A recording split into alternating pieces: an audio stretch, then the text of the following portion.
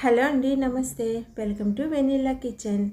కొన్ని రకాల బ్లౌజ్ క్లాత్లు వేసుకున్నప్పుడు గుచ్చుకుంటాయండి. అది ముఖ్యంగా చంక భాగంలోనూ అలాగే బాడీ భాగంలోనూ కూడా గుచ్చుకుంటూ ఉంటాయి. అలాంటి బ్లౌజులకి ఓవర్లక్ అనేది చేయించుకుంటే కంఫర్ట్గా ఉంటుంది.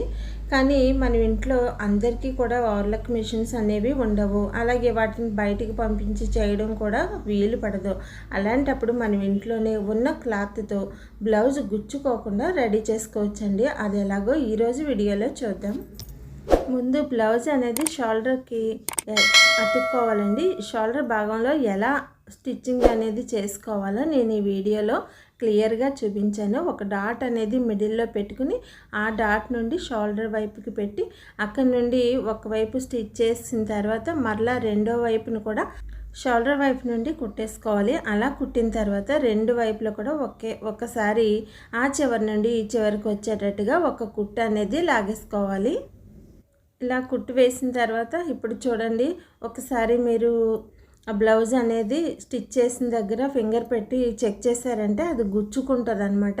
అలా గుచ్చుకున్న బ్లౌజ్కి ఎలా చేయాలంటే, ఇప్పుడు మనం వేస్ట్ క్లాత్ అనేది కొంచెం మిగులుతుంది కదండి రద్దు ముక్కలది, అందులో మెడపట్టి ఎలా అయితే కట్ చేసుకుంటామో అలాగే క్రాస్ ముక్కలుగా కట్ చేసుకుని వాటిని జాయిన్ చేసేసుకుని మనం హ్యాండ్ అతికేం కదా, ఆ ఖర్చు భాగం నుంచి మనం కుట్టు అనేది వేసేసుకోవాలన్నమాట. రెండు వైపులకి కూడా ఈ మడతలు అనేవి వచ్చేటట్టు చూసుకుని మిడిల్లోకి ఒక కుట్టు అనేది లాగేసుకోవాలి. చూస్తున్నారు కదా ఈ వీడియోలో ఎలాగైతే స్టిచ్ చేస్తున్నానో అలాగే కుట్టేసుకోవాలి.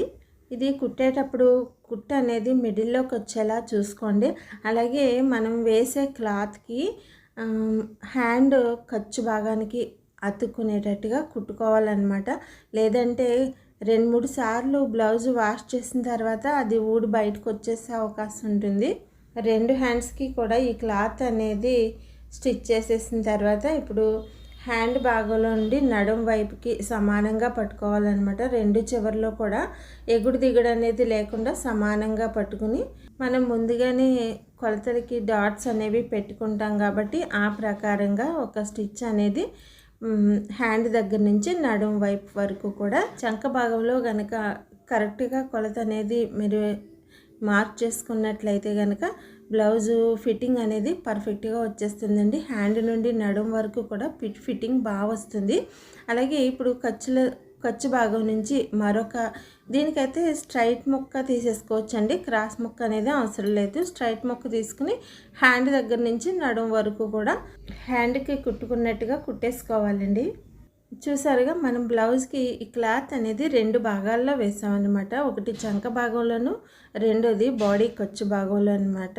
ఈ రెండు భాగాల్లోనే బ్లౌజ్ అనేది గుచ్చుకుంటుందండి. ఈ చిన్న టిప్ ఫాలో అయ్యారంటే కనుక ఎలాంటి గుచ్చుకునే క్లాత్ అయినా సరే ఎలాంటి ఇబ్బంది లేకుండా చాలా సౌకర్యంగా బ్లౌజ్ అనేది రెడీ చేసుకోవచ్చు. మీకు నా వీడియో నచ్చితే లైక్, షేర్ అండ్ సబ్స్క్రైబ్.